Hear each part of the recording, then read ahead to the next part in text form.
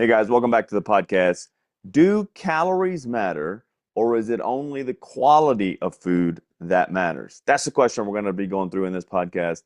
Hopefully, you'll stay with us and listen to some pretty cool results that I think may bear out for helping some people, some of us, do a little bit better with our diet. So I got my computer here, so if I look down a little bit, apologize.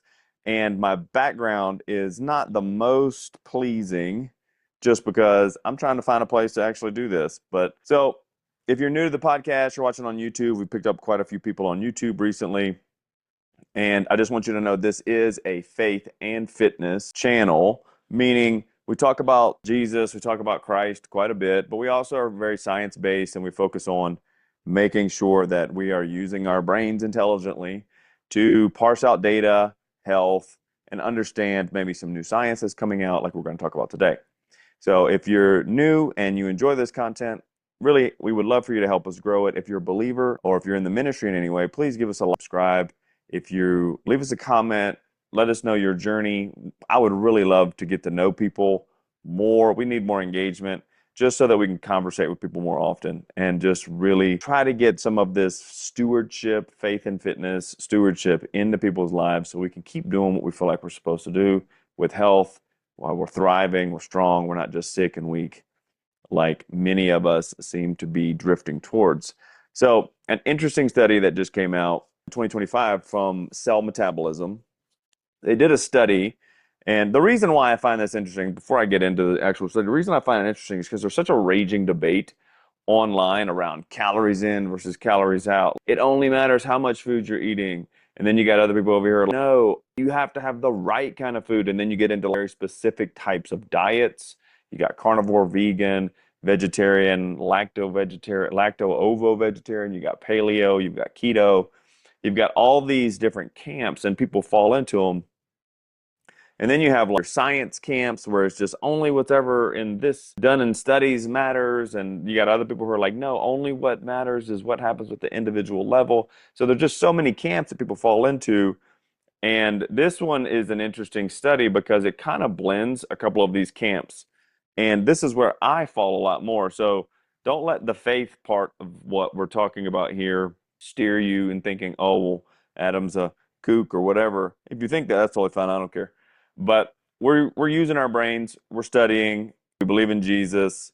There's plenty of reasons to believe in Jesus. And many of the people who started the scientific process believe in Jesus. So you don't need to be one or the other. You can be both. So this interesting study from Cell Metabolism was conducted in 2025 as a randomized crossover trial with 43 healthy men. So this is specific to men.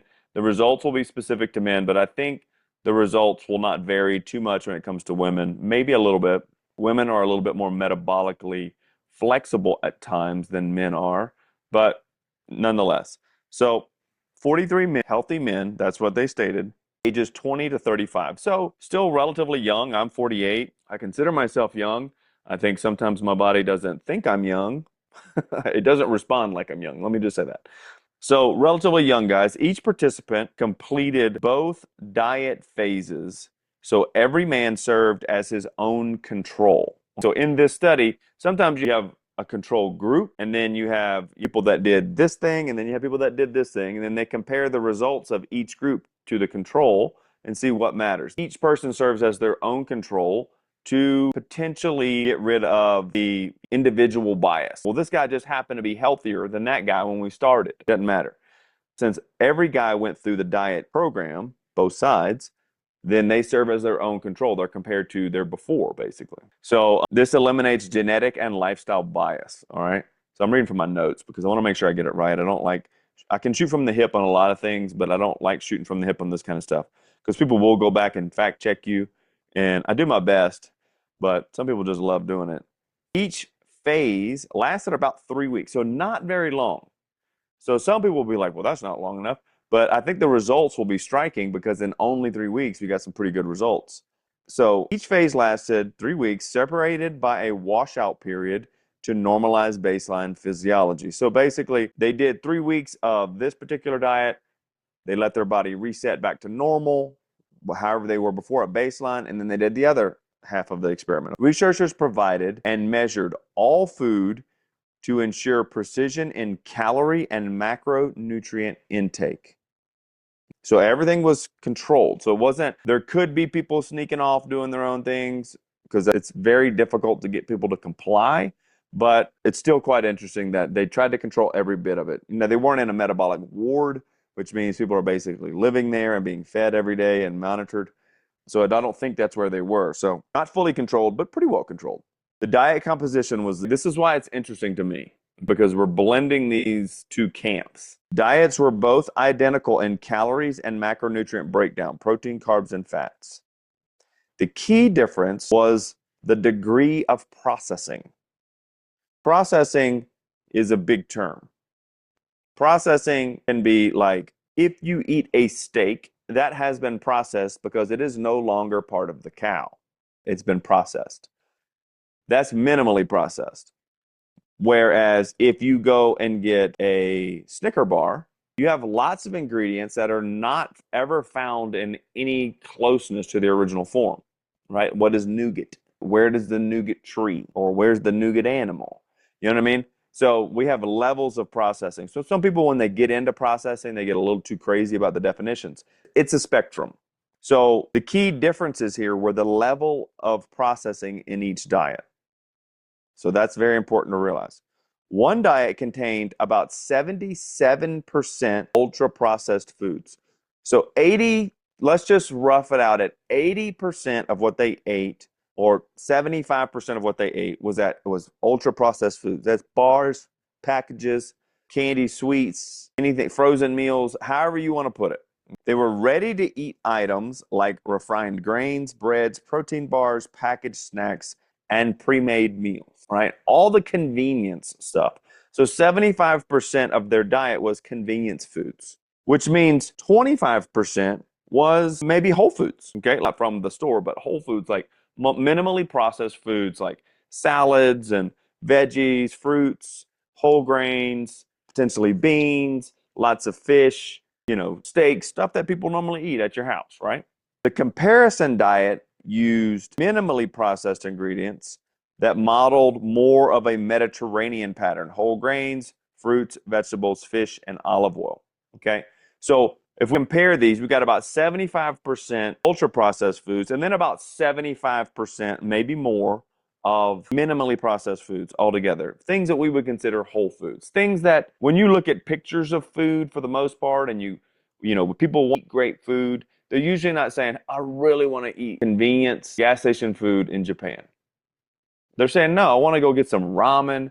I want to eat some sushi. I want to eat, when I go to Greece and Italy, I want to eat the pasta. I want to eat the fresh made papa, whatever, papa. I can't even say this stuff, right? But you want to eat the real stuff. You're not trying to eat the convenience food in these places. So think of real food, okay? So, but interesting, after 3 weeks, after eating like this, some pretty remarkable findings started to happen. Okay, so here are the findings based out of the way I interpreted the study. Okay, just hormonal response on the ultra processed diet showed measurable declines in testosterone and follicle stimulating hormone, FSH, which you'll see that on a blood test if you get it done. Both are essential for reproductive function, muscle maintenance, and just general vitality. Okay, so FSH, follicle hormone, is the hormone that makes you create sperm, basically. So basically a reduction in total testosterone, total virility, and total fertility. Okay, just in 3 weeks. That's pretty incredible. Quality. The microscopic analysis indicated poorer sperm morphology and motility, reflecting impaired reproductive health even over a short exposure period. So not only were there less sperm, the quality of their sperm, meaning the way they swam and their chances of actually making it to an egg and reproducing, were lowered because they didn't move properly. So this is actually something that I had an issue with. My wife and I both had very poor fertility. We had one baby. Her name is Zoe. She's the best ever. So we named her Zoe. Her name means life, because we were told we couldn't have babies. So both of us, just through genetics, trauma, medication, exposures, whatever, we're not supposed to have kids. So when I was diagnosed with an infertility issue, poor lower levels of sperm count and poor motility were the diagnosis, right? So I didn't have enough and they didn't swim right. Okay. So, and because I grew up in a life of ultra processed foods. Could be, I don't know. The other thing is, so think about the trends we're seeing across the world. Just think about this. And this, I'm not trying to get political or anything, but men are definitely more feminized than they used to be. This could be cultural, but that also genetic and physiological, okay? And it's not a judgment statement, it's obvious. Just get on your phone and you'll see. Now, we still have lots of very manly men out there, of course, but we see a much more feminization of men. We see birth counts, birth rates around the world, and we're not sure if this has to do with just the food or has to do with culture itself. But fertility is lower around the world amongst the majority of cultures. I would say cultures specifically.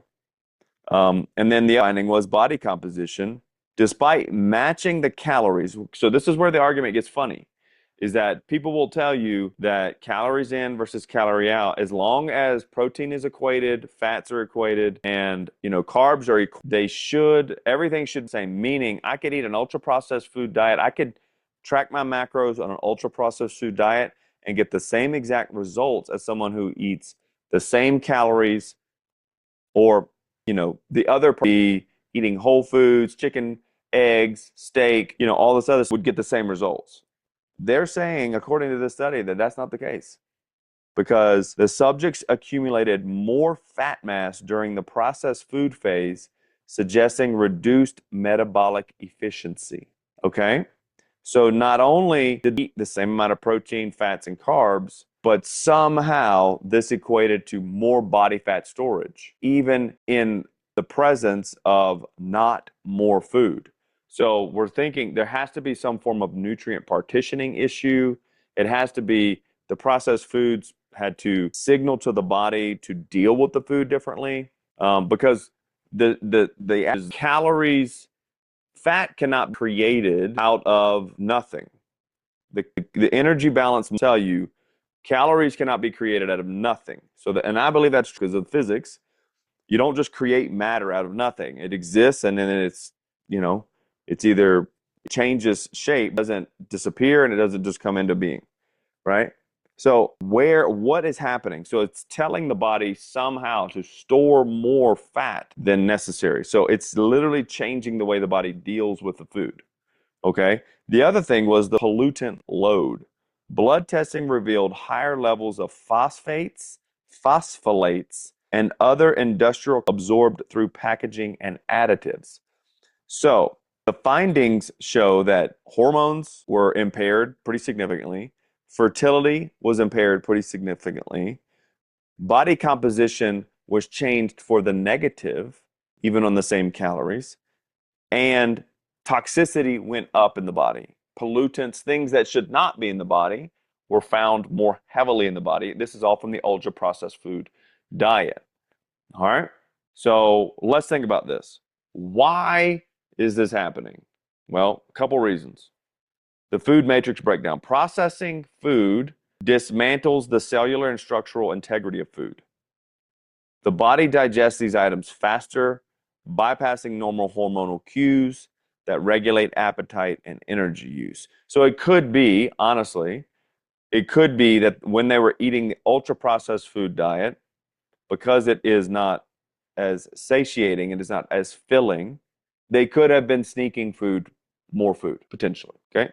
Reduced fiber and micronutrients, processed food. Removal of plant fiber and naturally occurring vitamins and minerals disrupts gut health and cellular metabolism, diminishing the body's ability to manage glucose and lipid balance. All right, so we're talking about an impairment of metabolism in general. And when you process foods, you are generally making them less healthy because you're taking out the things that make them useful. Vitamins, minerals, fiber, though it is not necessarily used in a way like you're not digesting it and get a bunch of stuff out of it. It does have a mechanism by which it makes you feel full. It does slow down digestion. It allows you to take longer to digest, which is good for not overeating, appetite suppression, all this other stuff. Okay. Now, the other thing is when you process food and you take the fiber out, then you take the nutrients out, you tend to fill that thing back up with more energy dense things, sugars, fats, processed grains, things like this. So things that are poor in nutrients and high in energy. And energy, if you've ever listened to any of my stuff, energy has to be either used or stored, okay? And if you are in an abundance of energy and not many nutrients, you're going to be hungry while you're going to be getting fatter while getting more malnourished, okay? So then there's the effect of food. This is the cost of digestion in a sense. Real food requires more energy to digest and metabolize. So real food like steak requires a lot more energy to be burned to break apart the amino acids and strip the nitrogen out and make it useful to the body. Where when you eat processed food, it demands less. It reduces total energy need. So if I eat 100 calories worth of steak, I'm going to burn about 25 to 30 of those 100 on just digestion. Okay? Where if I eat calories of candy, there's literally no digestion needed. It is absorption only because it's already been pre-digested. Okay? And then there's the regulation. Highly processed foods create rapid spikes and drops in blood glucose, blunting satiety hormones like GLP-1, leptin. So all your hunger hormones and fullness hormones start getting whacked out because you're getting these big spikes. That's why when you eat a big sweet breakfast, you're usually hungry again in just a couple of hours, right? Because you're getting these big swings in glucose, leptin, GLP-1, and all this other stuff. Okay, so as a general, the more you process a food, the less filling it is, the less calories, the less nutrients it has for the calories it gives you. So you're eating, in order to get the same level of fullness, you have to eat more calories. And you're also still getting just less nutrients in general. So these foods are designed to overeat. They're designed to be salty, sweet, crunchy, savory, all at the same time. So they drive overeating. They have no cost to absorption, really. They don't make you feel full.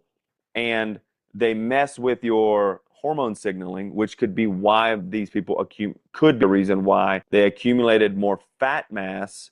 Now, they didn't say their weight went up. So they could have dropped in muscle mass as well. There could have been a couple things. But we just know they got more fat than they needed to be. Okay? So we don't know if that meant heavier on the scale in general, or did their body recomposition drop bone and muscle mass and replace that weight with fat? We don't know. We just know that it was an undesirable change, right? So the interpretation would be like this, in my opinion.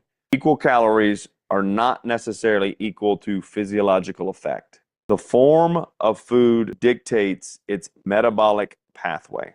This study reinforces dense fiber content, nutrient structural integrity of food are central to hormonal and metabolic stability.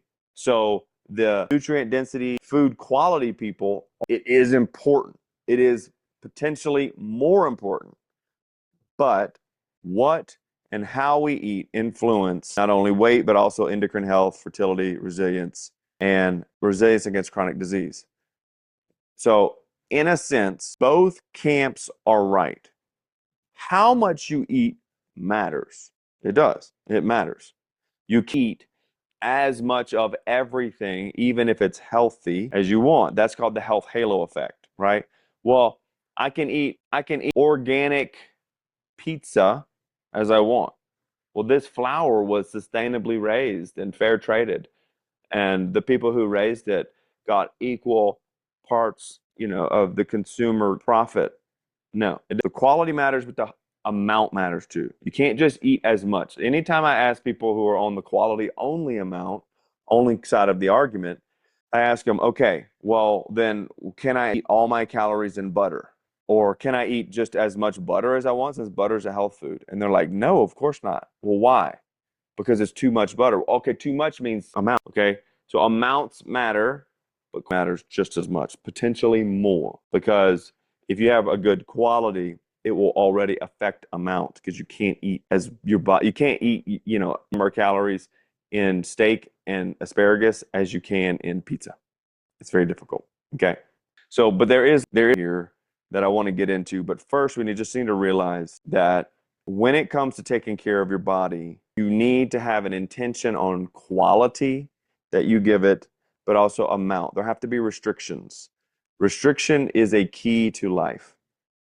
You have to restrict the junk and you have to restrict the amount. Okay? We don't get to life without boundaries. So there's a stewardship component here, stewardship component.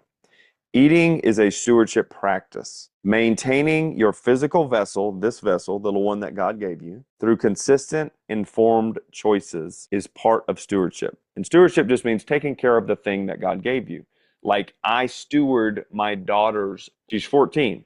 She's not an adult. She's not old enough to do everything on her own, but I help through good choices to steward her life in the right direction so that when she's ready to make her own decisions, she has a good foundation to do that. Stewardship.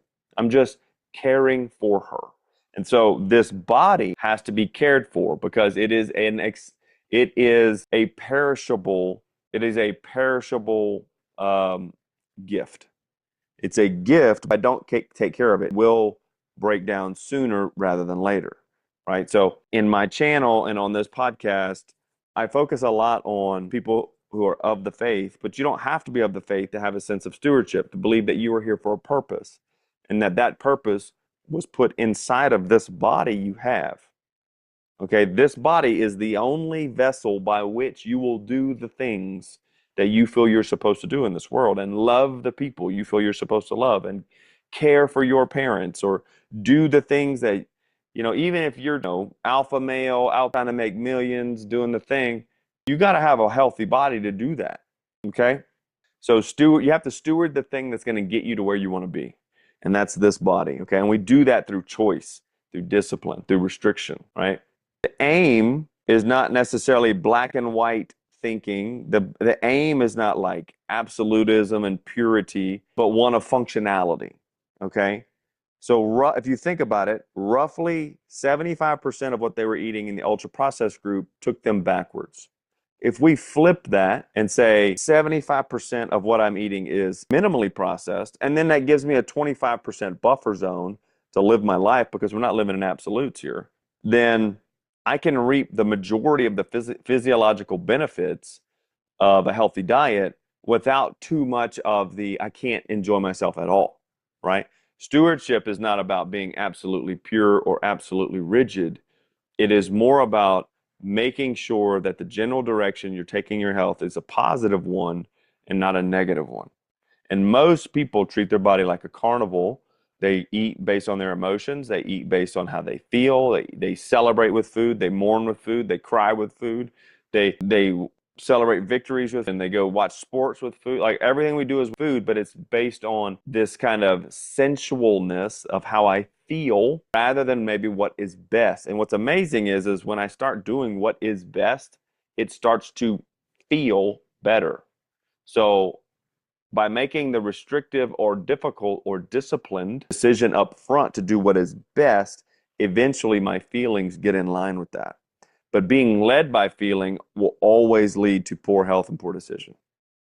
Okay, so that's the stewardship. So the essential idea for just this podcast in general is that, hey, both sides of this argument are right.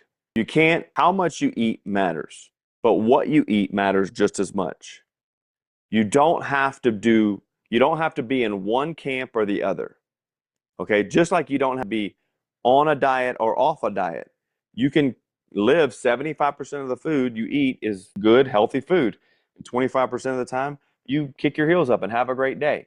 But the stewardship piece is going to help you move in the right direction for the long haul. Okay, so if you truly that what you're called to do is important, you're going to make decisions that will ensure that thing's going to happen, at least to the best of your ability. The point is that both sides of the argument are right. They're both right. Calories matter and food quality matters. Which one matters more?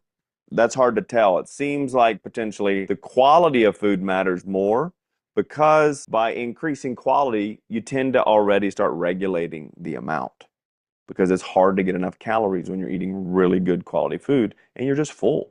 Okay. So the point being, we don't need black and white thinking, but we do need an eye on stewardship and quality in our lives.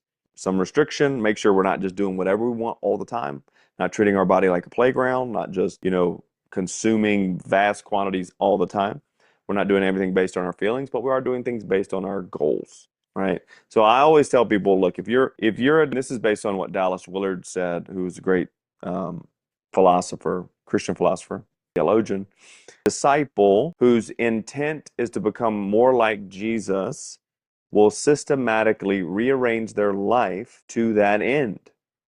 So basically, if your goal is to live a life that's healthy and strong, you will systematically start to rearrange your life to make those choices. So, and one of those would be to eat 75% of the food you do eat comes from minimally processed foods. That's low-hanging fruits, easy to do. It can seem like it's more expensive, but it's actually not when you start doing the math. So rearranging your life to mimic or to pursue your goal is very important, okay? If you be healthy and be strong, but but you can't be like, oh my God, I just can't eat that. I have to have this. I have to do that. Well, then you have a wish and you don't have a goal. You're pulling Britney Spears in the bottle action. You're just rubbing it, right? You're hoping that you can get your three wishes. Because in the physical world we live in, this physical body, if I want to do something in particular, I have to pursue it. And then I have to steward my decisions to keep that goal in frame. Okay? So on this, we can see that black and white thinking, being in camps and all this other stuff is not necessary, but having some form of like a majority level of restriction in my life is going to lead to better results. It's going to lead to better results. If I have quality and restriction and amounts on how much TV I watch, how much I stream, how much I'm on my phone. Quality, what's the quality of stuff I'm looking at? What's the quantity of what I'm looking at? Boom. Okay, what's the quality of what I'm reading and what's the quantity of it? Right? Am I reading my Bible? Am I reading books that motivate, books that teach me to lead? Or am I reading mostly trash stuff on Twitter and getting into the comments and letting, most of my listening to other people fight about things that don't matter, right? So it's interesting to me, these two things, these two guardrails of keeping your quality high and keeping your quantity moderate is really important, okay? And by quantity, I don't mean like more is not always of anything. Even more of exercise is not always better. More of water is not better. You can kill yourself if you get too much water, right? So more is not always better, but high quality with a moderate amount is really important, okay? And that's what I really like this study shows us is that if I can keep the quality of the things I'm ingesting higher and keep my quantity in check, I'm going to reap the majority of the benefits, okay? And that was just 3 weeks in this study. After 3 weeks, these guys saw lower testosterone. If you're struggling with your testosterone as a man or your hormones as a woman in general, if you're not in perimenopause yet, let's just be real, if you're not past the menopause stage, then you can highly affect your hormonal health by just improving the quality of your diet. If you're trying to have babies and you eat trash and you eat like standard American diet, yeah, you're going to probably struggle with your fertility. It's just, it's a high likelihood. It's not a guarantee. You're going to struggle with it. This is why people, like, if you see guys who are on a majority ultra processed food, they have boobs. They're called man boobs. And it's because they're over fat usually and testosterone is low, estrogen's high, having problems. Okay? You're becoming more womanly. So let me just encourage you. The body you have is the vessel that you're going to use to do all the things that are goals in your life. It's going to be used to do what you feel like God's called you to do. And if you're not a believer and you're watching this, it's going to be the vessel you use to do all the things you accomplish in your life.